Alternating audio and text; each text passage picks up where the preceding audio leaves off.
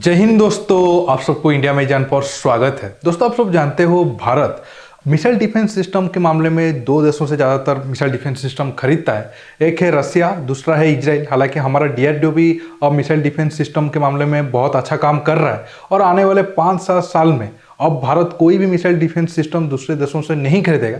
लेकिन अगर आप देखोगे, चाहे वो S-400 हो या फिर बाराकीट हो, स्पाइडर हो या फिर QRSAM हो, ये सारे missile defence system Bharat Israel और रसिया से खरीदता है। अगर हम बाराकीट की बात करें तो आप सब जानते हो बाराकीट को हमारा इंडियन आर्मी, एयरफोर्स और नेवी तीनों सेना मतलब ये मिसाइल डिफेंस सिस्टम को इस्तेमाल करता है। इसके साथ साथ दोस्तों सिर्फ भारत ही नहीं बल्कि दूसरे देश भी बाराकीट को इस्तेमाल कर रहे हैं। इजराइल तो इस्तेमाल कर ही रहा है। इसके साथ अजरबैजान आर्मेनिया जंग में भी बाराकीट एक बड़ा भूमिका निभाया था।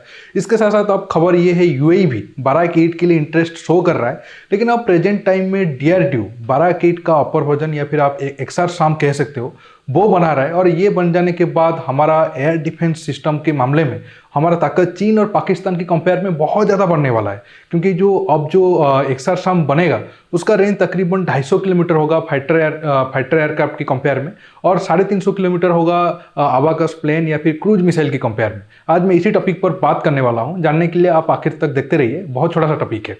ज़्यादातर दोस्तों का ये सवाल था, अगर हमारे पास पहले से ही S-400 सिस्टम है तो फिर हम XRSAM क्यों बना रहे हैं, या फिर अगर हम XRSAM बना रहे थे तो फिर S-400 सिस्टम के लिए क्यों गए। देखिए, S-400 सिस्टम और XRSAM ये दोनों अलग मिसाइल डिफेंस सिस्टम है और दोनों का काम भी मतलब मिसाइल डिफेंस सिस्टम तो ठीक है लेकिन दोनों का काम भी थोड़ा बहुत अलग है।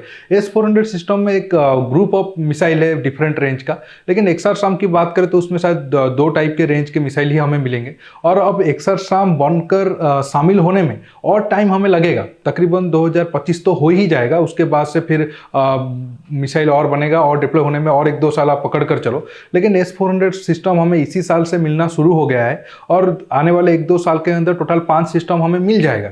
और मेरे हिसाब से भारत को तकरीबन 2 लेयर की मिसाइल डिफेंस सिस्टम चाहिए। ऐसा नहीं है कि हम सिर्फ एक लेयर की मिसाइल डिफेंस सिस्टम से बिल्कुल ट्रस्ट कर सकते हैं। ऐसा मैं क्यों कह रहा हूँ आगे आपको मैं मैप के जरिए बताऊंगा। हालांकि अब प्रेजेंट टाइम में XRSAM को बनाने के लिए मेन मकसद ये है, जो बाराकीट जिसका रेंज या फिर आप MRSAM कह लो लैंड वर्जन का, जिसका रेंज 70 से 80 किलोमीटर है, और जो S-400 मिसाइल डिफेंस सिस्टम जिसका हाईएस्ट रेंज 380 किलोमीटर है, ये दोनों मिसाइल डिफेंस सिस्टम में जो गैप बन रहा है, क्योंकि तकरीबन आप देखो तो 300 किलोमीटर का एक गैप है, उसको कम करने के लिए XRSAM को बनाया गया है। लेकिन मेरे हिसाब से ये दोनों मिसाइल डिफेंस सिस्टम XRSAM और S-400 को अगर हम दोनों लेयर की तरह इस्तेमाल करेंगे तो हमारे जो दुश्मन है चीन और पाकिस्तान, खासकर पाकिस्तान को बहुत ज़्यादा मुश्किल होने वाला है। क्योंकि XRSAM भी काफ़ी होगा पाकिस्तान की एयरफोर्स को बिल्कुल आप कह सकते हो तबाह करने के लिए या फिर उनको प्रेशर में रखने के लिए। ऐसा मैं क्यों कह रहा हूँ आगे आपको मैं मैप के जरिए बताता हूँ, आप अच्छे तरीके से समझ जाओगे।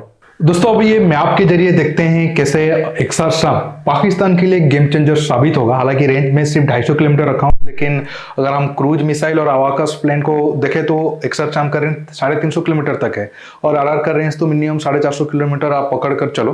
लेकिन फिर भी मैं मिनिमम 250 किलोमीटर सिर्फ फाइटर एयरक्राफ्ट के हिसाब से रखा हूँ। आप देख सकते हो अब प्रेजेंट टाइम में पाकिस्तान के कैसे बड़े बड़े सिटी XRSAM की रेंज में आ जाएंगे। अब मैं बिल्कुल गुजरात से शुरू कर रहा हूँ।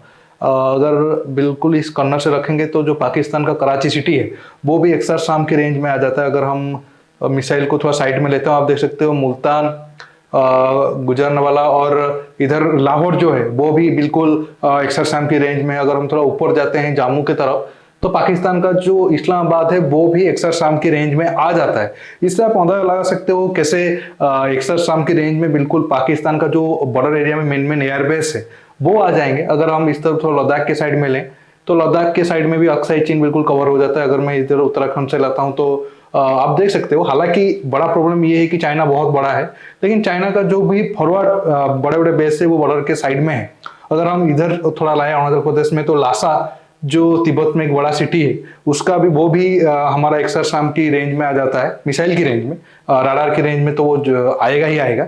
अब बड़ा सवाल ये है कि अगर हम S-400 को तैनात करने के प्लान किए हैं पाकिस्तान में और X-400 की रेंज में पूरा पाकिस्तान आ जा रहा है तो फिर XRSAM की क्या जरूरत है। देखिए मेरा मानना है कि हमें 2 लेयर की मिसाइल डिफेंस सिस्टम या फिर 3 अगर हम कर सकते तो वो बहुत अच्छा होगा, लेकिन 2 लॉन्ग रेंज की मिसाइल डिफेंस सिस्टम की रेंज हमारे पास होना चाहिए। अगर पाकिस्तान कैसे भी करके अगर फास्ट हम एक्सरसाम को तैनात करते हैं और उसके पीछे S-400 रहेगा, मान लो पाकिस्तान कैसे भी करके अगर वो एक्सरसाम को बहुत ज्यादा कोशिश करके नुकसान पहुंचाने की कोशिश करता है, तो फिर ये में उसका 70-80% एनर्जी खत्म हो जाएगा, तो फिर S-400 का जो लेयर होगा उसे बिल्कुल पाकिस्तान तोड़ नहीं पाएगा। क्योंकि अगर आपके पास दो ऑप्शन है, क्योंकि एक S-400 से आप सोचो पाकिस्तान का क्या हालत हो रहा है, अगर उस टाइप का या फिर उससे थोड़ा 20-30% कमजोर वाला या फिर रेंज में कम वाला और एक missile defence system Pakistan border पे होगा, आप सोच सकते हो पाकिस्तान के आर्मी एयरफोर्स को कितना ज्यादा मुश्किल होगा वो भारत के अंदर कोई भी अटैक करे।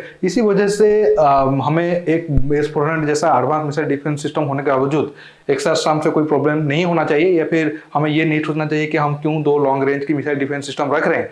इसके साथ आगे भारत का जो बैलिस्टिक मिसाइल डिफेंस सिस्टम है वो भी इस्तेमाल करना चाहिए, क्योंकि हमारे पास जितने मिसाइल डिफेंस सिस्टम होगा और जितने टाइप का होगा हमारे दुश्मन के लिए उतना ज्यादा मुश्किल बनने वाला है। दोस्तों आज के टॉपिक में बस इतना ही। आपको ये वीडियो कैसा लगा आप नीचे कमेंट बॉक्स में कमेंट करके बताइए, और ये वीडियो को ज्यादा से ज्यादा लाइक शेयर करने के साथ साथ आप मेरे चैनल को सब्सक्राइब करिए, और सब्सक्राइब बटन के पास जो बेल आइकन है उसे प्रेस करिए ताकि आगे आप मेरे आने वाले वीडियो को मिस ना कर सके। दोस्तों रुकता हूं, बहुत जल्द और एक नया टॉपिक के साथ मिलूंगा। नमस्कार, जय हिंद।